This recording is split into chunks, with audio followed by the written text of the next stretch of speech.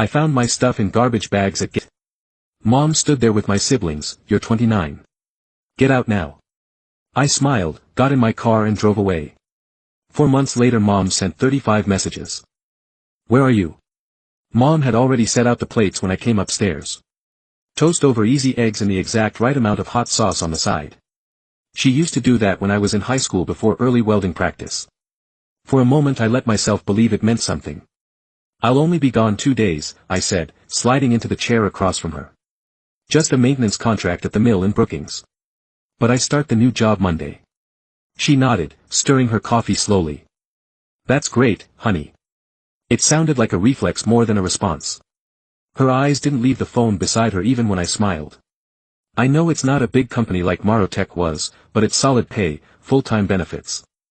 I'll finally be able to pay off the last of what I owe you. No, eye contact to distracted.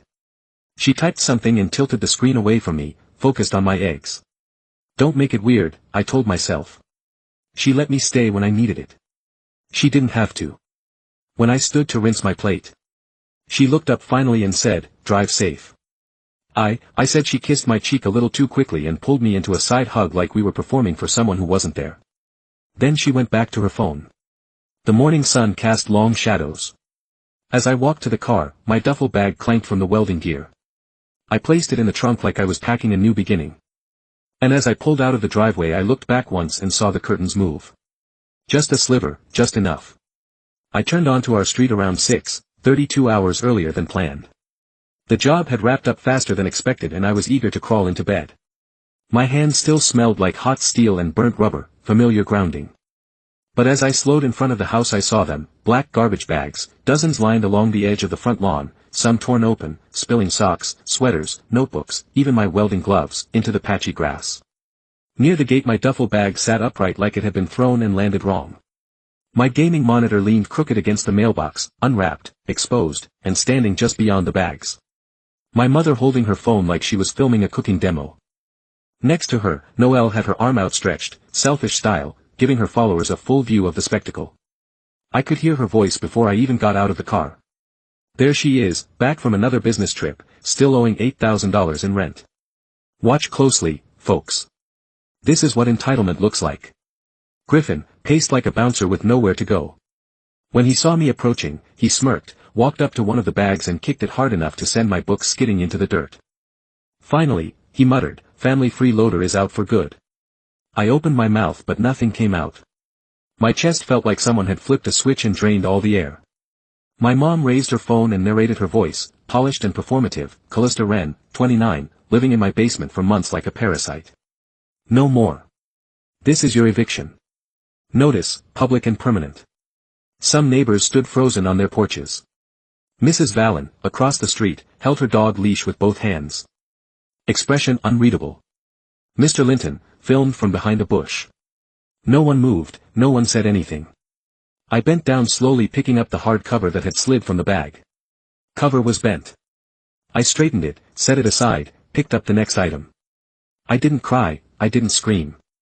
I just kept loading my car piece by piece, while Noelle's voice rang out from behind me, narrating every step like it was her job. I closed the trunk gently and turned around one last time. They were still filming, still grinning. "Enjoy the show," I said quietly. "You'll be hearing from me soon." I had just closed the back door of my car when I heard the porch door slam open. My dad marched down the steps, face, red jaw clenched, and without a word he flung a set of keys toward me. They hit the side of my face with a dull thud and landed in the gravel.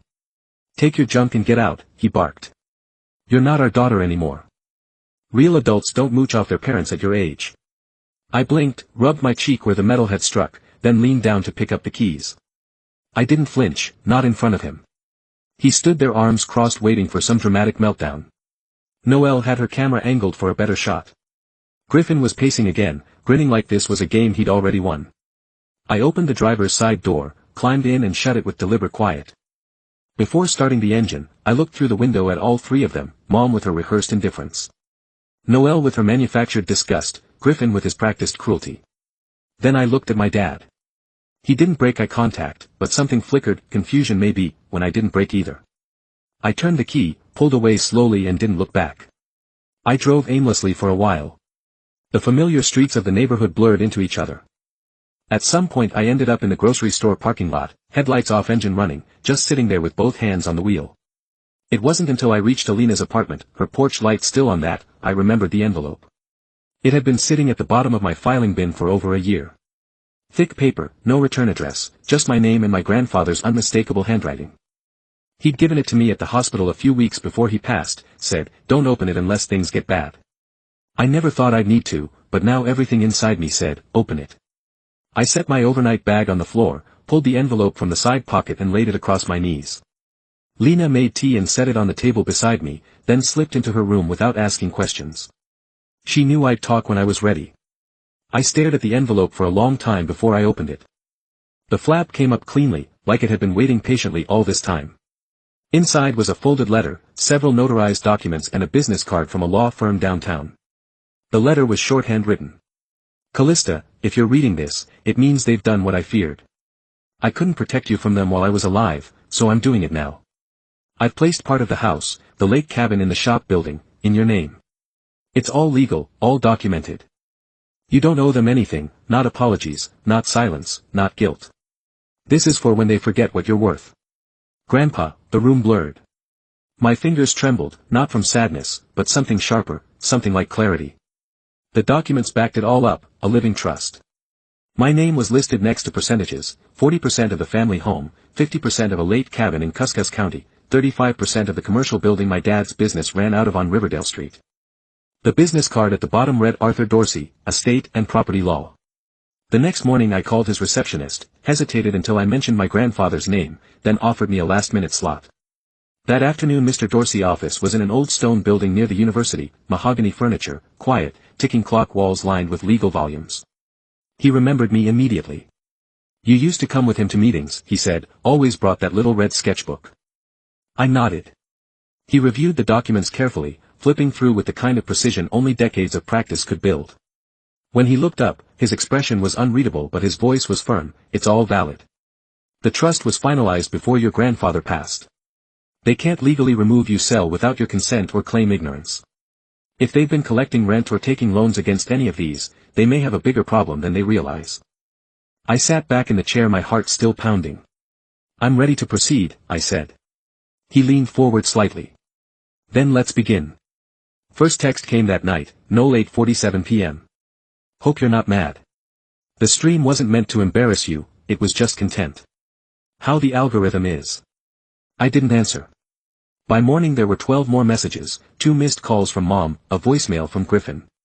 "You're overreacting. It wasn't even that serious. How she gets. Just come back and talk like an adult." I forwarded everything to Mr. Dorsey. By midday Dad's number lit up my screen. "Dad, 1:14 p.m. We need you to sign a few things. No drama, just paperwork. No explanation, no apology, just instructions." Like I was an employee who missed a deadline, Mr. Dorsey responded on my behalf with a brief formal notice that all future communication should go through his office. He CC'd their family lawyer. I turned off read receipts and let the silence do the work.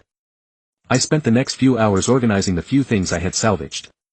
Lena had cleared a shelf for me and I stacked my books there, less than half my collection, but enough. I folded the clean clothes, placed the monitor carefully by the desk and stared at the dent in its frame. Then I picked up a pen.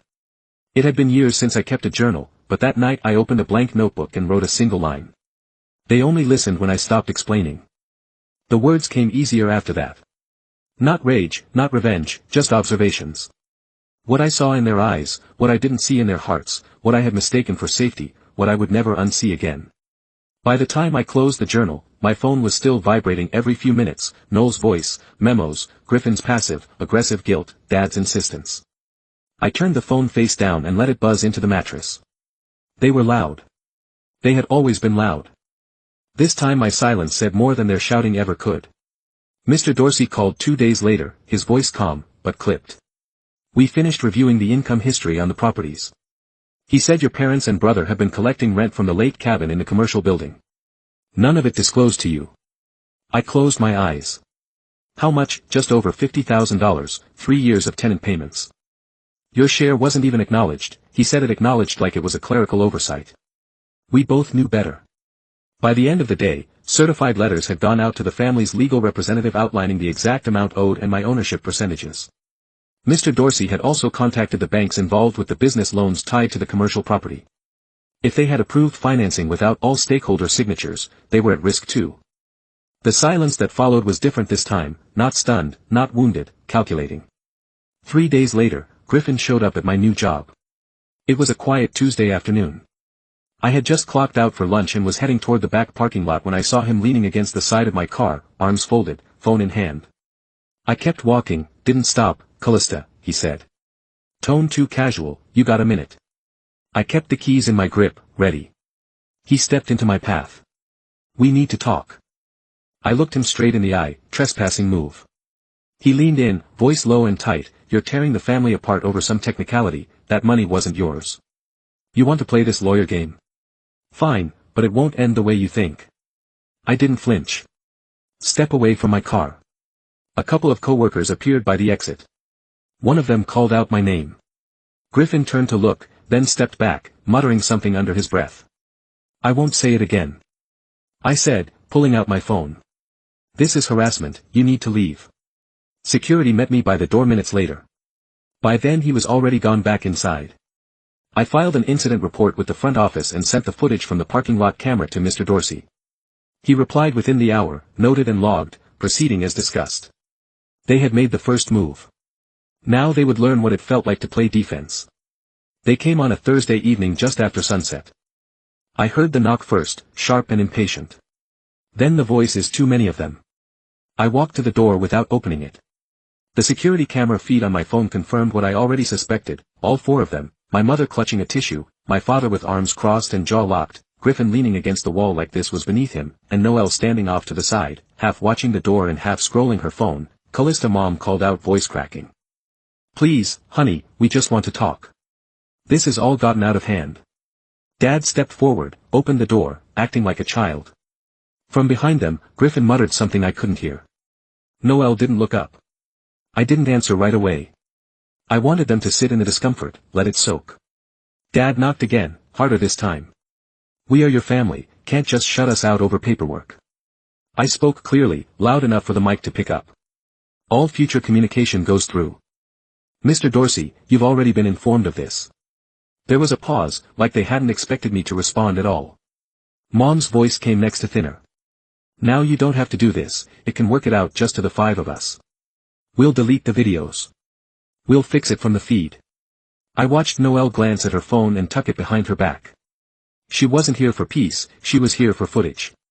"I'm not discussing anything without legal representation," I said. "If you remain here, I will contact building security." Dad's face darkened. "So you're hiding now behind lawyers? You told me I wasn't your daughter, remember?" Griffin looked away. Noelle started typing something. Mom wiped it, her eyes suddenly out of things to say. They stood there for another minute, then they left slowly without a word. As soon as the hallway cleared, I locked the deadbolt and opened the laptop. Mr. Dorsey had just emailed me a new file marked Settlement Negotiation Initial Draft. The offer came 2 days later. Their attorney emailed Mr. Dorsey with a proposal. They would transfer full ownership of the lake cabin to me if I agreed to forego any claims on the back rent or future income from the commercial building. Mr. Dorsey didn't even hesitate. "We reject." He wrote back. "We restate our original terms. The cabin was worth less than 1/3 of what I was owed. They thought I'd take the bait, let them off the hook in exchange for peace and a symbolic hand-me-down. But I wasn't interested in symbolism. I wanted acknowledgement." I met with Mr. Dorsey the next morning and laid out what mattered to me, a formal payment plan for the unpaid rent, a third-party property management company to handle all future income, and a written admission of financial misrepresentation. "I want it in writing," I said, "and I want it signed." He nodded once. "Then that's what we'll demand." While negotiations crawled, their cracks began to show. Noelle lost over 5,000 followers in a week. Someone from high school had recognized me in her stream and started posting receipts. Few of her sponsors dropped her. She deleted the eviction video, but the internet doesn't forget. Dad's business took a hit too. Turns out one of his clients saw a clip and decided not to move forward with a project. Then a loan application got flagged. When banks started reviewing ownership documents, the trust surfaced. Mom stopped testing. Griffin sent one angry email that Mr. Dorsey forwarded without comment. Noel tried calling twice. I didn't answer. When their lawyer finally responded, the tone had changed, less aggressive, more careful. They agreed to everything, monthly payments, party oversight and a written acknowledgement signed by all four of them. I read the document twice before signing bottom. Just above my name, I added a sentence of my own, truth isn't betrayal, what happens when the performance ends. I sent it back and waited. The final part hadn't happened yet. They still had one more thing to do. The apartment was small, but it was mine, one bedroom, uneven floorboards, and a draft in the kitchen window that whistled when the wind picked up. But the lease was in my name and the first month's rent came straight from my paycheck at the new welding job. No shared space, no borrowed time, no one filming at the door. 2 days after I moved in, the envelope arrived, checked the first installment of the back rent. They owed paperclip too. It was a folded note written in my mother's handwriting. We hope we can put this behind us and be a family again, love Mom. I stared at it for a long time, not because it moved me, but because of how much it didn't. There was no apology, no ownership, just hope that I'd forget what it cost me to finally be left alone. I placed the check in my drawer. I didn't reply. That night, while unpacking the last box, I found my old external drive. I plugged it in out of habit, scanning the folder, labels, college papers, photos, invoices, and then Grandpa Wave. I clicked play. Hey kiddo, if you're hearing this, I guess I'm not around anymore. I want you to remember something, you're going to be okay, even if they never say they're sorry. Some people only value you when they can use you and when you stop letting them. They call it betrayal, let them. You just keep being you.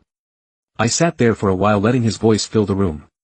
No more shouting, no more silence to weaponize, just his steady warmth, echoing through a borrowed speaker in a place that belonged only to me. I pressed save, backed up the file and placed the drive in the drawer next to the check.